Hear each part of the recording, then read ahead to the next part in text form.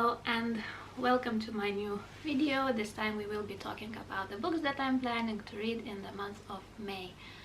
In April we had a readathon, so I had specific books that I had to read. So now in May I want to have a little bit more of a choice and read whatever. However, I always have some books that I need to read, and one of them this time is The Notes on a Execution by Dania Kukavka. And in this book we have a serial killer who is on the death row, but we get to see his story through the eyes of the women in his life. One of them is the mother, another one is the twin sister of his wife, and the third one is the detective. And I have a feeling that this one will be very thought-provoking book, so I'm very glad that we picked that book on our Patreon book club. By the way, I forgot to mention that I will be listening for that book on audio. Another book that I will be listening on audio is also for a book club, but this time is for Moonies, that was also created on the Patreon, this time by Lovely G. And we will be reading a book, In My Dreams I Hold a Knife, by Ashley Winstead. In this book we have 6 girls who comes back home after 10 years after graduation, and I think they will try to find a killer, or maybe one of them is the killer of the girl Heather. And after that death, the friendship between those 6 girls was destroyed, and I think now they will try to find out what has happened to Heather and maybe try to catch the killer. That's the vibe that I'm getting from this book, so of course it sounds very interesting. I'm really enjoying reading thrillers, a little bit of domestic thrillers, so it will be fun. Another book that I have to read this month is from the NetGalley that I've got, like always, oh so long ago, and it's definitely time for me to finally pick that book up. Is The Safety in the Numbers by Sophie Penhaligon.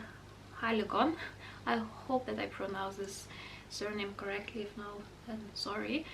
And it's a contemporary romance, and we have a woman, Serafina. I think she had an accident, and after that accident she developed some kind of disability. I think now she has difficulties with talking and so on. However, she is very clever and very good in mathematics. But after that incident, she don't want to be judged or get sympathy from others, so she just spends her days in her cubicle at work. So however, after she meets the CEO, let me see the name of him, CEO Milo Grant, who provides her a job, she accepts that offer, and I think there will be some kind of a romance. And also we know that Milo also has some kind of his demons that he has to conquer, so I think there will be a love story with some challenges, like all contemporary romances has.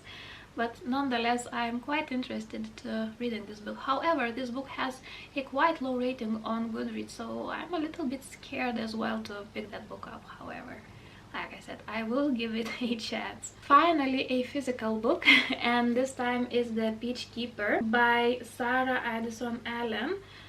And this is from the challenge that I come up to myself to read 12 of my oldest books that I have on my bookshelves, and if I don't read them, then they have to go from my home, because I think 5-6 years are enough for them to stand in one place. If I don't pick that book in 6 years, so maybe it's just not for me.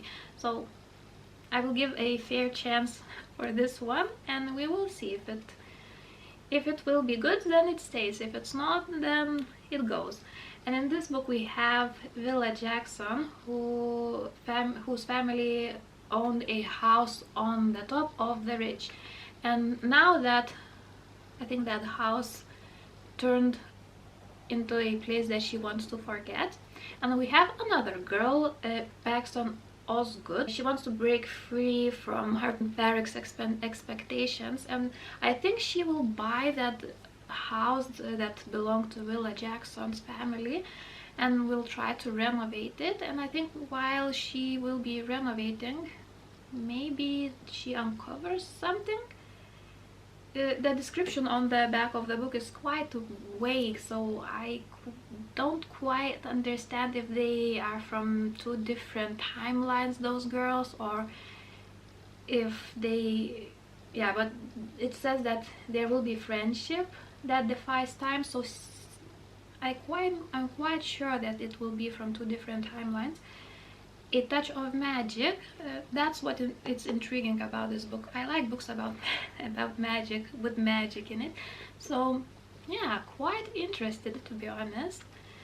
So fingers crossed I will like this one. Another book that I chose just randomly from my bookshelves is The Silver Star by Jeanette Walls. I have a Norwegian edition. In Norwegian it sounds Sovstjernen.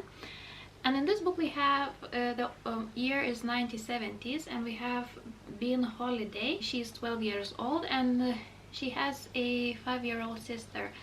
And they are left by their mother to just take care of themselves while she will try to discover herself. So she just left her kids and goes, leaves some money for them for a few months, and that's the time they will see her.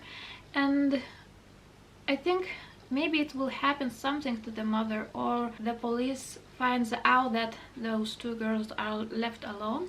So I think they will be traveling to their uncle estate in Virginia, where the adventures for those sisters begins. So it's quite short book, and maybe I think it will be some kind of a domestic thriller, maybe, or just family story. I like books like that.